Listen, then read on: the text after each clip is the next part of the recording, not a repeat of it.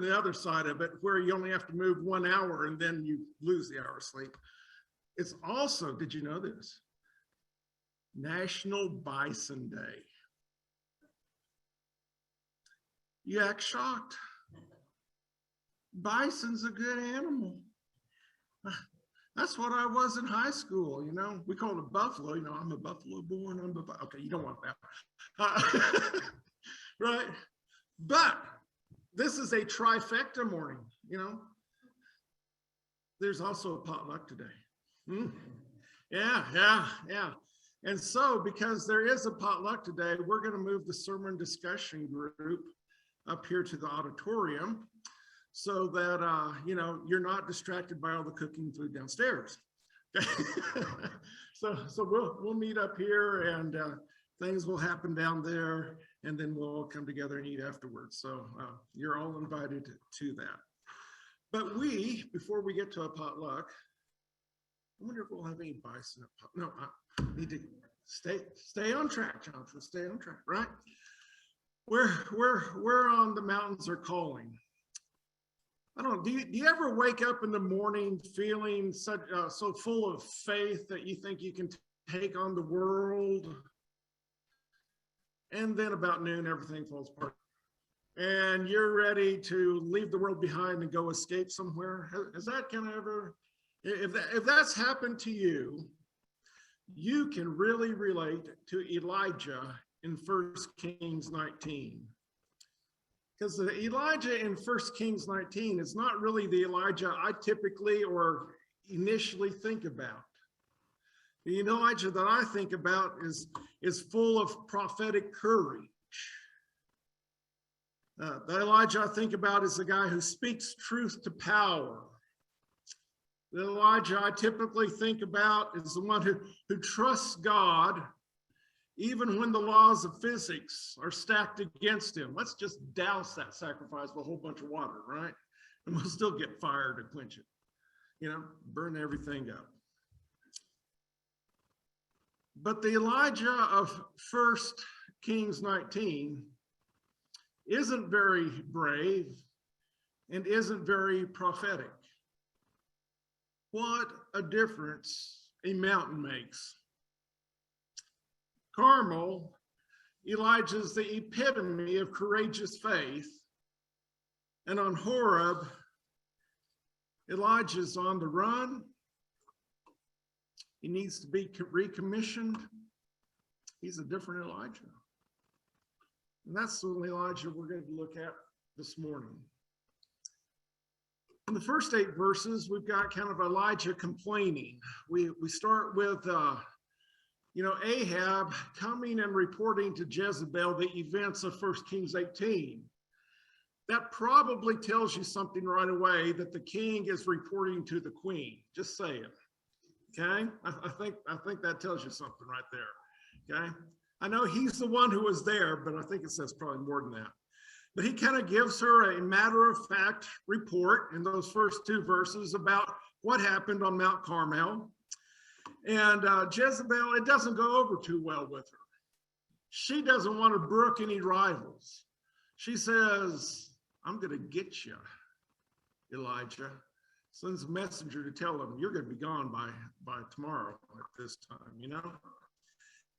And Elijah's response to her is to run, right?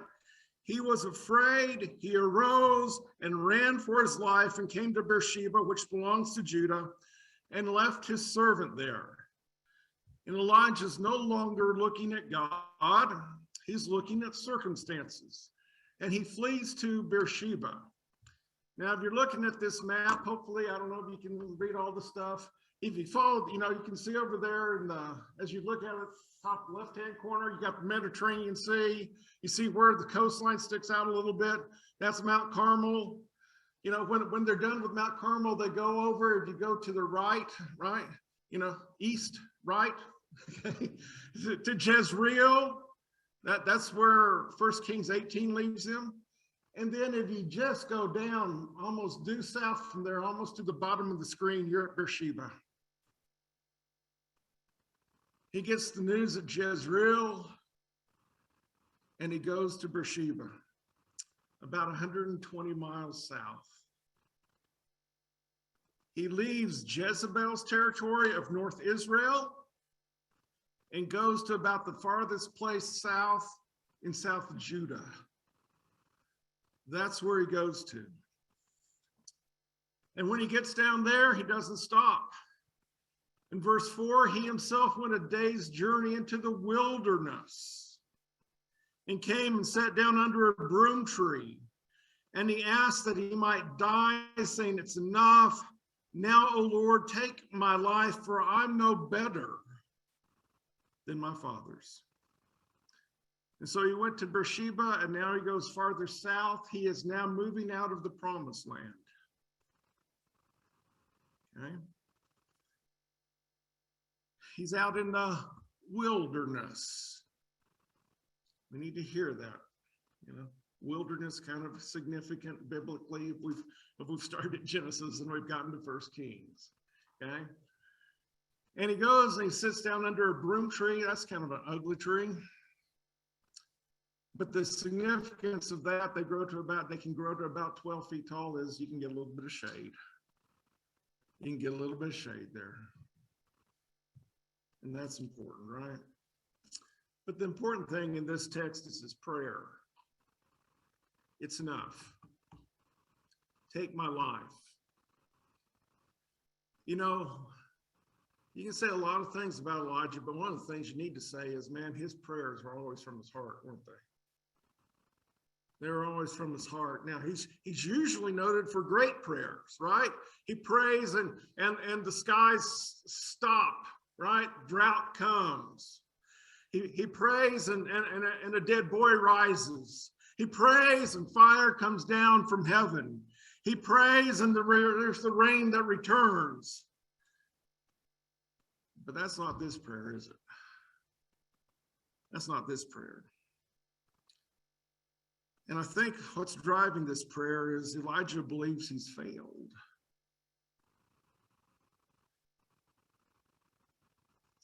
And if he's failed, God's work has failed also.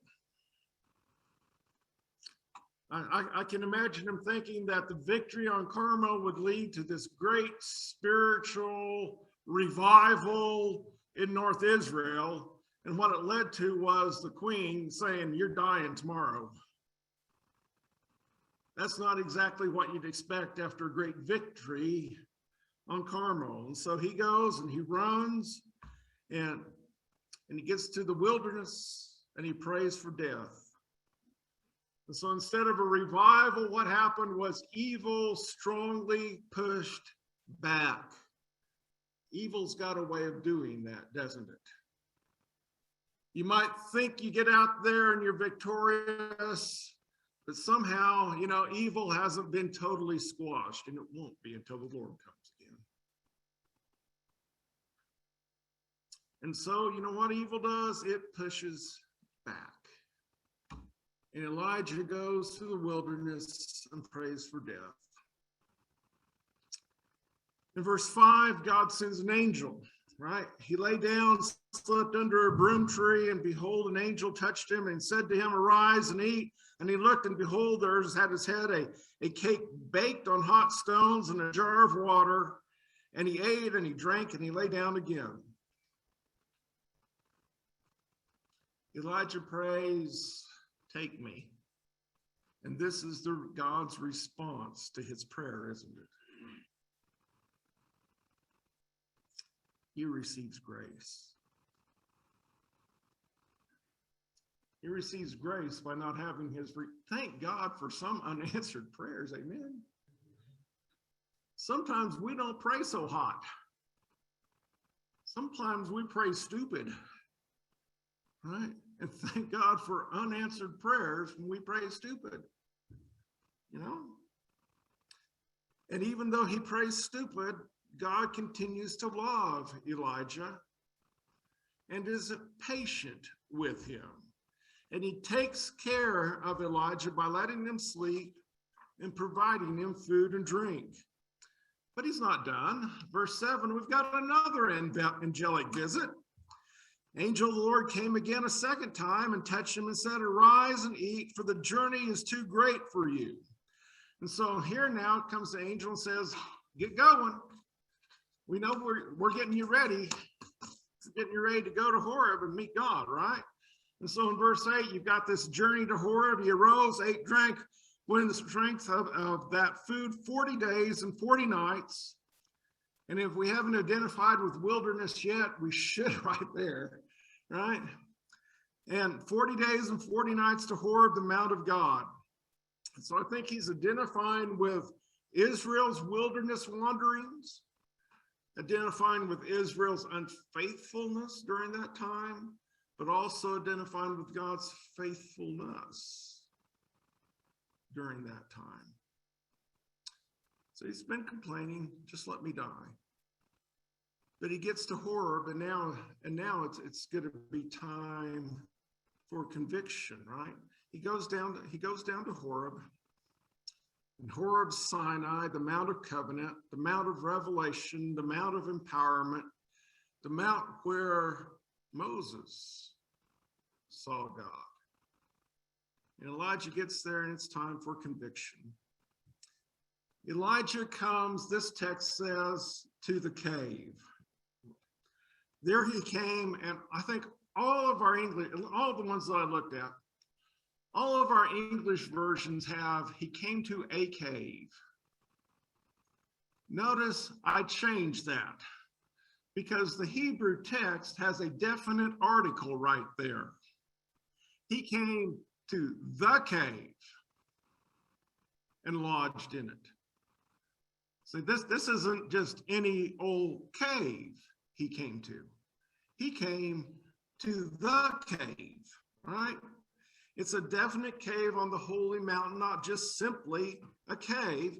And I think the combination of cave and what we're going to have is divine revelation to this dispirited Elijah at Horeb Sinai is making us go back to Exodus, isn't it? Where Moses sees God on the mountain and he's in the cleft of the rock. So I'm suggesting to you to read 1 Kings 19 as Elijah's going the same place that Moses was at in Exodus 33. Same place. He went to that cave. And God, in verse 9, he questions him. And he says, what are you doing here, Elijah? What are you doing here? Well, Elijah's got an answer, right? I've been good for you, Lord. I've been very zealous, for the Lord, the God of hosts. Now the people, well, God, they're another story. It's bad news. That's why the goats are on the left-hand side, right? Because they're bad. Just getting that out there for you.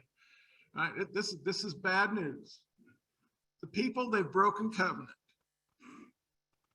And they're cutting off the communication to you, God. They're not trying to approach you. They've broken down the altars, and they don't want to hear from you. They're killing the prophets.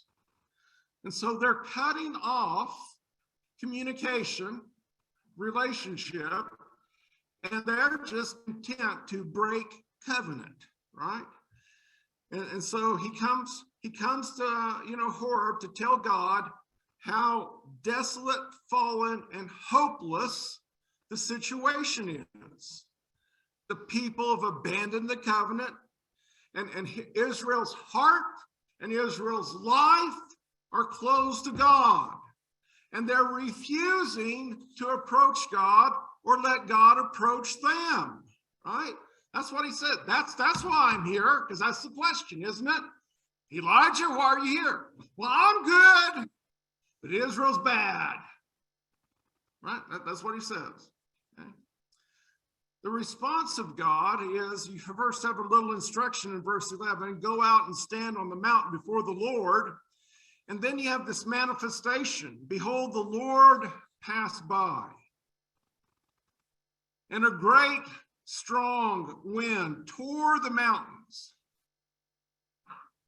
broke in pieces the rocks before the Lord, but the Lord wasn't in the wind. And after the wind, an earthquake, but the Lord wasn't in the earthquake. And after the earthquake, fire. The Lord's not in the fire. And after the sound of a low whisper. Again, I think we're supposed to think of God passing by Elijah like God passing by Moses, right? And there's these three violent storms, earthquake and storm and fire. I think those represent destruction. But the text says God's not in those things. And then there's this sound of sheer silence. Right? The ESV's got a low whisper. Or if you're my generation or so, you can hear Simon and Garfunkel, the sound of silence right here. All right? You can hear that. And Elijah heard it. And he wrapped his face in his cloak, and he went out and stood at the entrance of the cave. And guess what? God asked him again, Elijah, what are you doing here?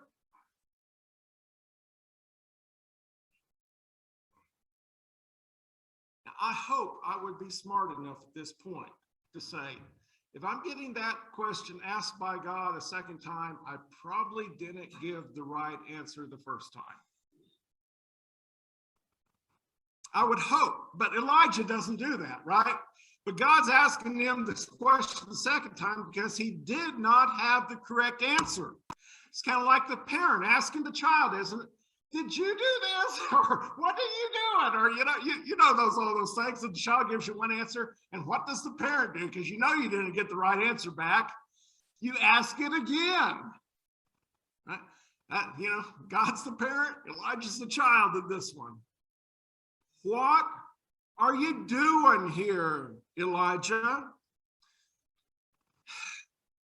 I think I've heard this before. I've been very jealous for the Lord, the God of hosts, for the people of Israel, forsaking your covenant, throw down your altars, killed your prophets with the sword, and even I only am left, and they seek my life to take it away. Same answer. In other words, Elijah didn't understand the signs. He didn't understand the manifestation of God, right? And so what we have then in verses 15 through 18 is God's commission. And I'll suggest to you that the words of the commission help to explain the signs, right? The words and the signs together form one divine answer to Elijah. And without the words, we're probably about as clueless as Elijah was, okay? And so we have this commission in verse 15, go return on your way to the wilderness of Damascus. And when you arrive, you shall anoint Hazael to be king over Syria. Jehu, the son of Nimshi, you shall anoint to be king over Israel. And Elisha, the son of Shaphat of Abel Meholah. I'm sure I don't get them right either, but they're dead. They're past. They're gone. Okay. You shall anoint to be the prophet in your place. And the one who escapes from the sword of Hazael shall Jehu put to death. And the one who escapes from the sword of Jehu shall Elisha get put to death. I can't get those guys separated this morning. Isn't that an interesting response? God does not praise Elijah for what he had done in the past. Man, I'm really glad you've been zealous for me, Elijah. That wasn't there, was it? And he doesn't comfort his prophet in his fear. And God doesn't take Elijah deep in the cave where no one could find him and say, there, Elijah, I'm here for you. When there was only one set of footsteps, that was me carrying you. I'll carry you now, so you just lay down your head and quit worrying. That's not what God said either, is it? God sends Elijah back down the mountain with a new commission. A new program is laid out for Elijah. In other words, these commands are the answer to Elijah's complaint about spiritual revival hasn't happened. Those commands are the answer to, the people have broken the covenant. All right? This is how God's responding to that. And you're going to anoint these three men as instruments of God, and the storms of judgment are going to come through them. And so you're going to set these men in action for the Lord. You're going to have a change of kingship in Syria. You're going to have a change of kingship in Israel, and you're going to have a change of prophet. Right? And then you have a word of encouragement at the end. Yet I will leave or have left. There's different ways of reading that. 7,000 in Israel, all who haven't bowed the knee to Baal, and every mouth that has not kissed him. Either way, you have will leave or have left. He's telling Elijah, you're not alone. I never expected you to get this work done all by yourself. Right? I didn't expect you to deal with all of Israel's problems alone. No. We've got now 7,000 in total population of Israel. Isn't that great? But it's more than one, isn't it? It's more than one. Okay? So you end this with a word of encouragement. And you say, Johnson, what's all this about? You walked us through the text. That's nice. Well, let's try to make some application, right? First, we've got God and Elijah. And Elijah thought that he was at Horeb because everything was failing. But God had a different use for him at Horeb, didn't he? You can come and complain at Horeb to God, Elijah, but I'm going to turn that around. I'm going to turn it upside down, and I'm going to send you back with a mission to help change things. Okay? And so God's turning Elijah's purpose for being at Horeb on its head. And he's letting them know the success or the failure of God's covenant